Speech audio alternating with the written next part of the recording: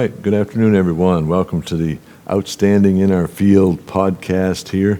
I'm Pastor Dave Berry with the Praise and Worship Family Outreach Center, and we are trying to cover this month the scriptures about being fruitful.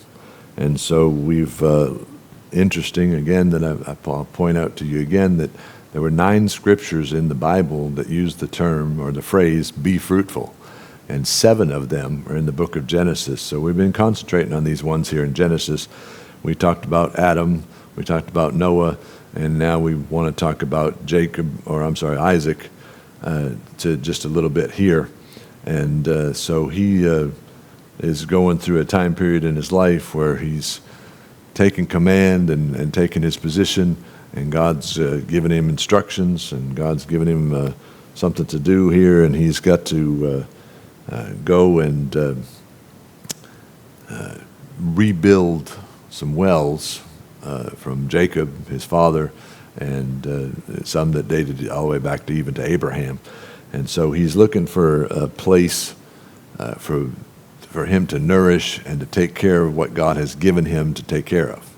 And sometimes we struggle to do the same things, and if we follow the directions of God, even though sometimes it may seem like a unusual request or an unusual direction that he's given us, if we would do these things, God would cause us to be blessed and favored and fruitful, as we're talking about this month. So we're turning over to Genesis chapter 26 here today, and we'll pick this up around verse 19. And it says that Isaac's servants digged in the valley and found there a well of springing water.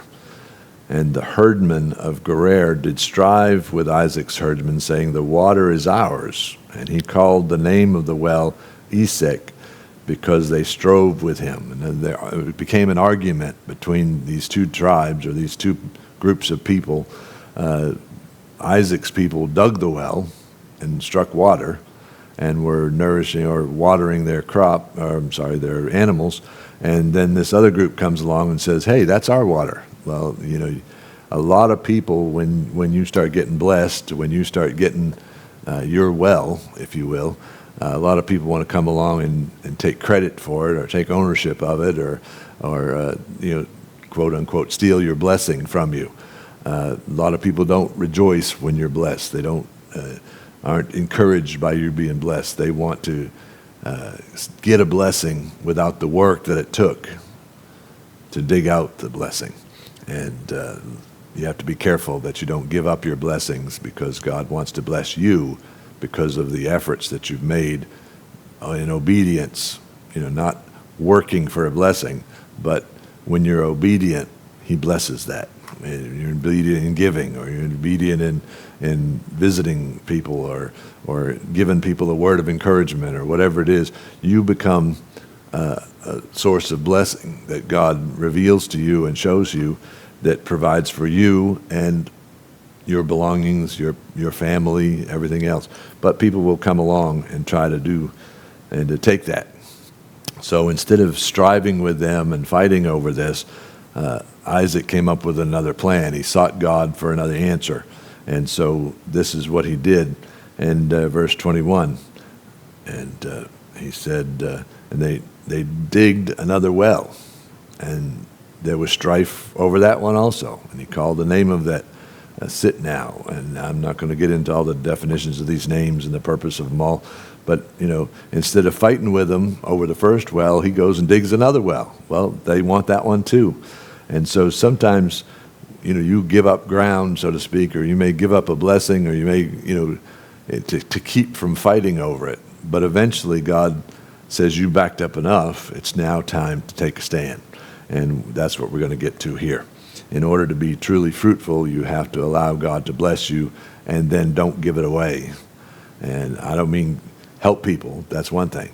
But there's a time when God says, no, don't give away. I think I covered it in the last podcast just a little bit. Don't eat your harvest. Make sure that you preserve a seed for the next generation. And so that's very important. And so verse 22, he removed from thence and digged another well, and for that they strove not. And he called the name of it Rehoboth. And he said, "For now the Lord hath made room for us, and we shall be fruitful in the land." I know that God will take you to a place. Here's the third well that they've dug. They gave the first two up because of the strife and the bitterness, and these were among really family members even. And so it wasn't like just total strangers. But instead of giving up the blessing, he kept seeking God for the right location, the right place, the right timing. We need to do that. We need to be careful that we don't give up our fruitfulness or our harvest or our blessing because we get tired of doing what seems to be excess labor or extra things that we have to do in order to see our fruitfulness manifested. Sometimes it takes a lot of work to dig out something, but the blessing is worth it. And if you strive with people and fight with people, it distracts you from your purpose and your destiny. So we have to be careful that we keep our focus. Again, the holiday season is coming up here. We're just a few weeks ago, a couple weeks away from Thanksgiving, and then on to Christmas, and family members start coming over, and maybe they're, there's easy to get into strife and easy to get into disagreements and so forth. My upbringing was, our family would get together and it'd be like going to a fight waiting for a holiday to break out. And, you got to get past all those things, because all it does is you lose your focus on how God is trying to bless you and your family. And so don't get caught up during the holidays with what they gave, what they took, what they didn't do, what they said. Focus on the Lord. Focus on the blessing that God is trying to give you. His purpose and his destiny from Adam through Noah and throughout the scriptures here is designed to give us this format of preserve your seed and plant it so that God can harvest or bring you a great mighty harvest that will not just provide for you, but provides for the next generation.